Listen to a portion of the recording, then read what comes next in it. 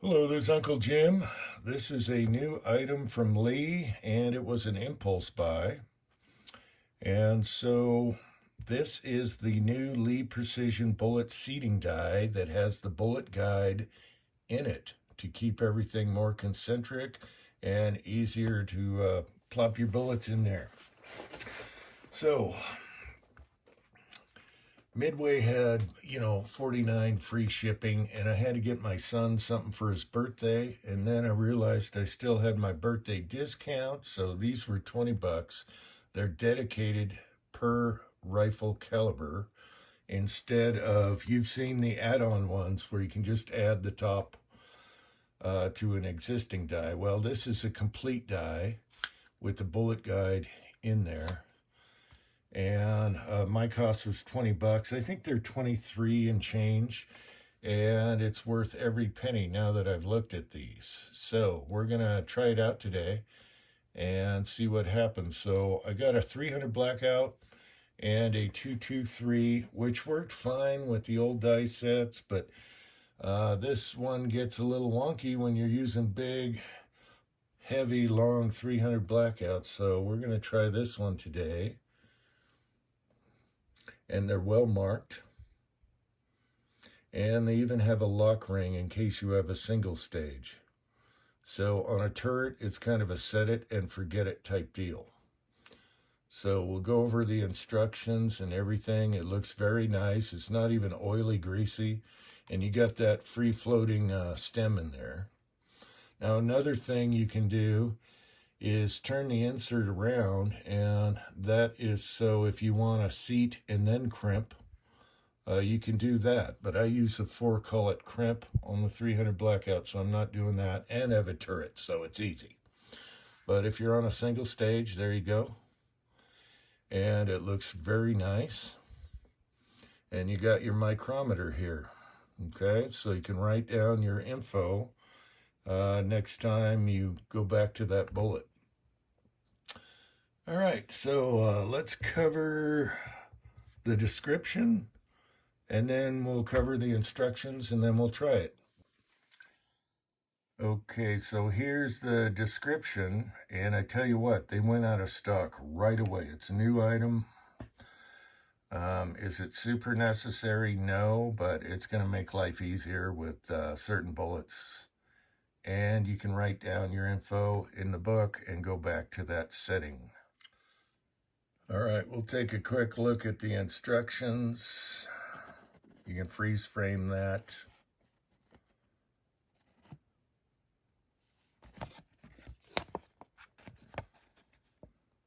And then if you want to crimp after you seat at the same time, there's those instructions. Again, I'm using a turret here, so it doesn't matter. But you can flip this thing around. That's all there is to it. It's super simple.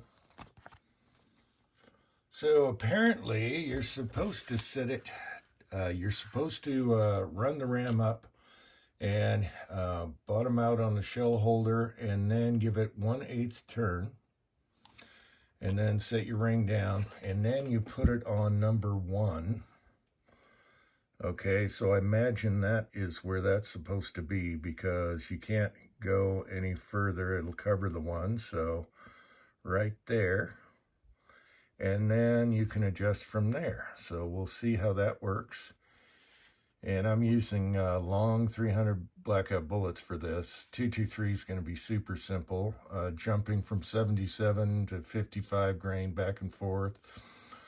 But I'm very curious about this, and if it really helps with those long lead bullets. So we'll give it a try. Very well made. There's no clicks. You don't feel any clicks. You just line it up, and it's got enough friction to stay there. So it's hard to mess that up.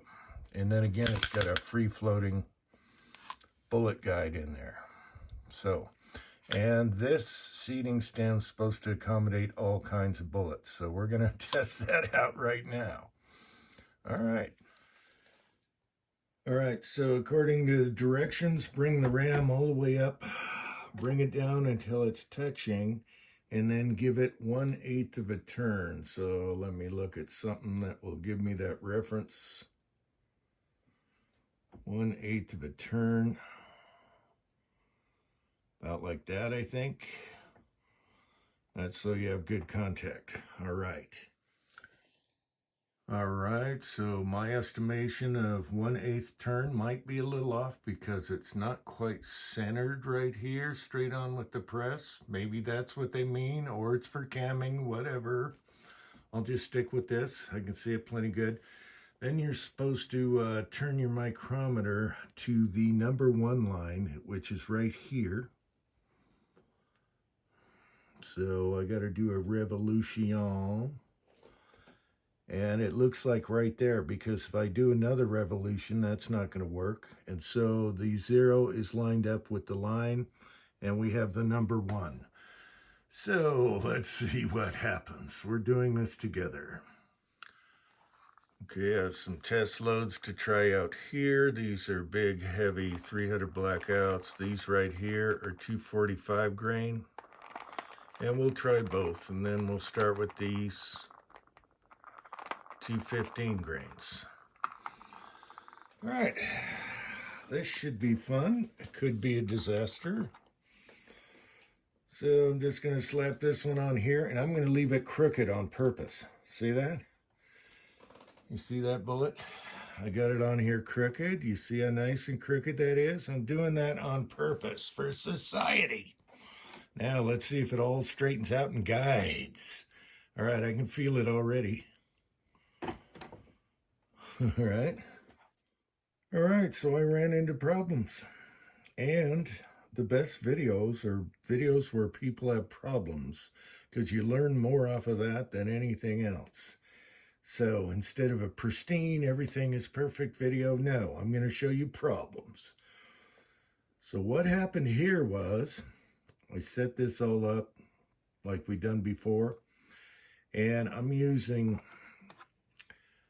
a big heavy 300 Blackout with a big flat tip on them, right? And this seating stem is supposed to accommodate any kind of bullet. Well, maybe.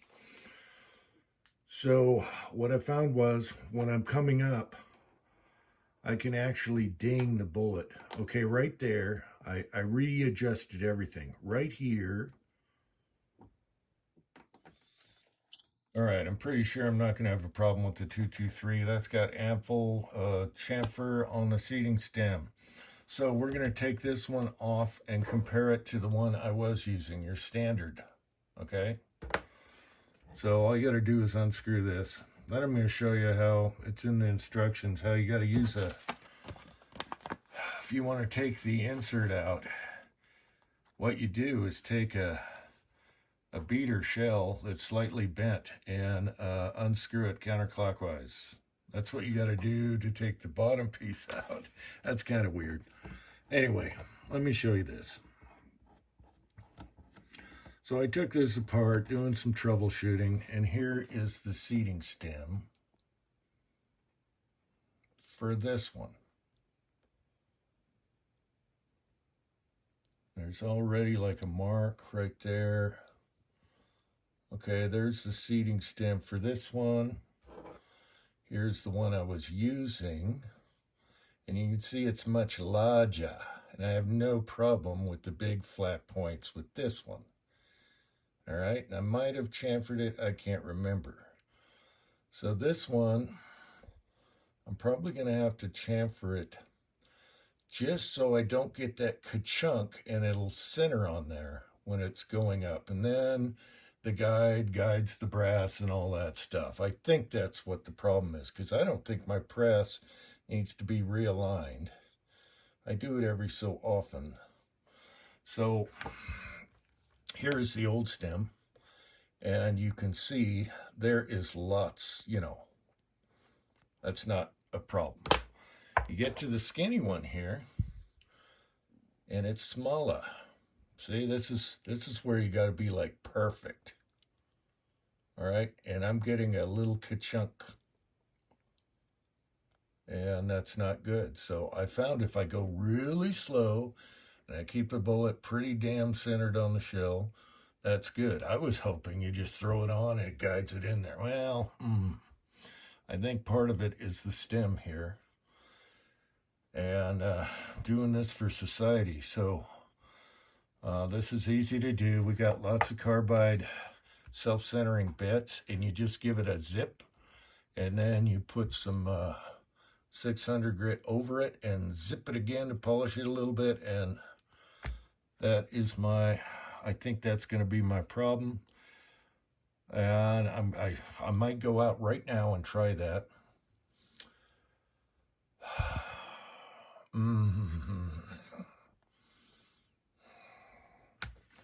Now let's look at the one inside the 223. And you know, it's a very easy, simple die. And I like it, but I'm very frustrated with, wow, that's even smaller. Holy crap. Let me get wow, oh my gosh. We'll have to test this in the next video. Let me get a 77 grain and see what that looks like. All right, I got a 77 grain 223 here. Let's get a close up. I thought this was going to be a 5-minute video. Didn't think I'd be fighting it this much. All right, and I'm looking through the camera. Oh yeah, that's all day long. All right, so no problem with the 223. It's not going to ka-chunk. And I'll test that in the next video. I was hoping to shoot these today. Getting a little frustrated. All right. All right, so the one I started with is actually the worst of them all. This big one, 240 grain, tapers. So this one is actually okay, and I'm not loading that today. So that should be fine. This one, barely. I mean, it's right there, so I can see where the problem could be there. However, the copper-colored ones are more like this, or in between, so I think this lip has to go right here. Just a light chamfer to get it to start and find itself, unless my press is out of whack. Okay, so while we're at it, flipping this around in case you want to seat and crimp at the same time. What you have to do is take like a beater shell and take the case mouth and squish it a little bit, and you use that as a tool. Here's one that's bent pretty good. And you go counterclockwise. So you stick it up in here and you go counterclockwise, and that's how you unscrew that. Kind of weird, but it works. And everyone's got throwaway shells somewhere. So there's that. I really like it. I just need to figure out, you know, when I'm done with these bullets, I'm not going to have any more of those. So that was the worst. This is a favorite, and I'm trying to get a mold exactly like it. And this will probably be fine.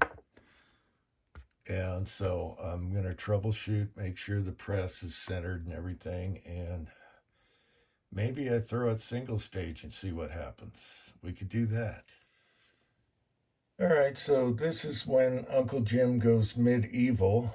And I'm sure your doctors and dentists have done the same thing. So here is the seating stem. Let's keep it back here. This is what keeps it centered, that bevel inside there. However, we got too much lip here. And I've done this to lots of seating stems, doesn't matter what brand, RCBS, whatever. For lead bullets specifically that have a fat nose on them. So I don't want to mess with this bevel right here. See that bevel? Because that's going to keep everything centered.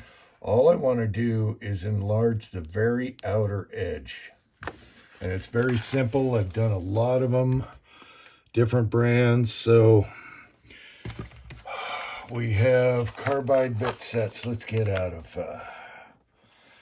we have carbide bit sets, and it's kind of like the Three Bears as far as the round ball self-centering type deal. So I have these, and what I really want to do is make sure all I'm doing is touching this outer edge and not messing with that bevel, which counts, that matters. So I'm going to go with this big boy here and just clean up this outer edge and see if that helps find it, because the guide slips up and down. However, it needs a little bit of tolerances so it can slip up and down. And if I can get rid of this fat edge here, just the very tip of it, and that's why I'm going big ball, then we might make it easier. However, I'm not going to ruin it either way. And then if I have to readjust my press again, we will see, but I think it's fine. All right, let's go medieval. Okay, I'm just going to kiss the outer edge. It has nothing to do with tolerances. It's just that outer edge. So very simple, and I'm going to let this free float. Okay, so we're loosey-goosey, and take a look.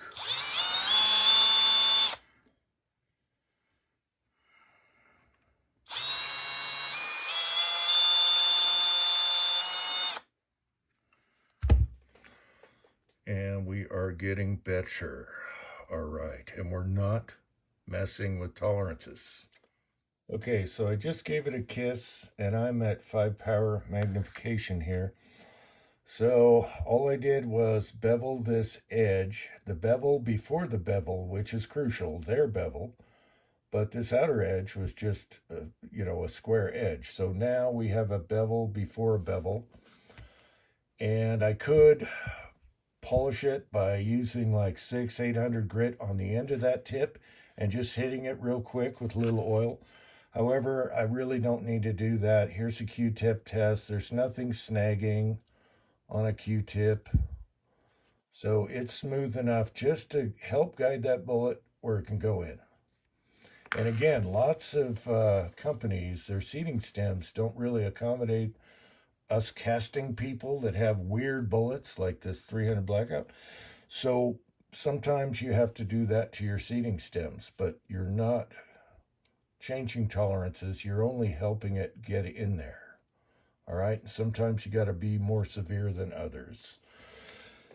Okay, this is what men do. They fix things. And that only took 2 seconds. Okay, so as my dad used to say, we had a job delay, but hopefully this will work better. Okay, so I'm using the worst case tip here on the bullet here, the worst case bullet. And I'm feeling for a glitch. And there's no glitch. And we're good. All right, let's check our overall length. The micrometer seems to be pretty accurate. And that's the overall length I want, so I'm going to crimp it. I'm giving it a good crimp here. ARs and such. Okay, let's try another bullet here. This has a slightly less of a flat meat plat, whatever you want to call it. Meat plat? Let's try this, and I got to readjust for this. Let's go back. Let me bring it back. This is a whole different bullet. Let's start fresh. Now I'm feeling for a glitch.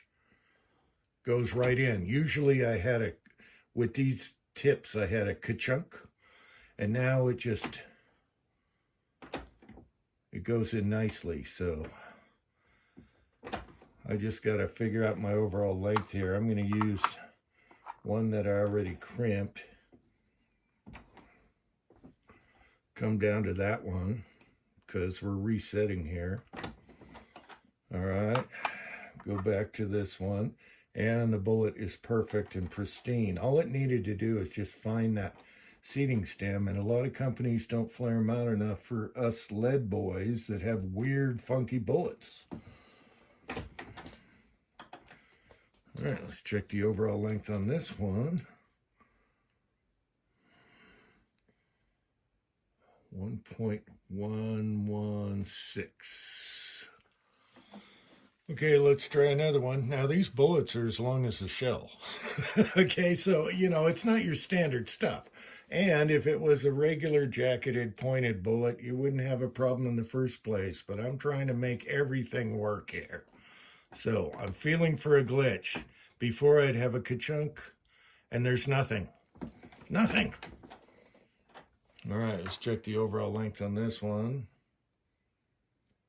And we're good to go. All right. So I think we fixed that problem. I don't think this was off center, but you can always adjust your press. I think we're fine now. And again, if you have pointed jacketed bullets, you're never going to see a problem. I'm just showing you worst case scenario here. I do like it. It's pretty darn accurate here and super easy to use. Everything about it. And if you want to crimp at the same time, that's good. But on 300 Blackout, I like to call it crimp. So there you go. Until next time, thanks for putting up with me tonight. America.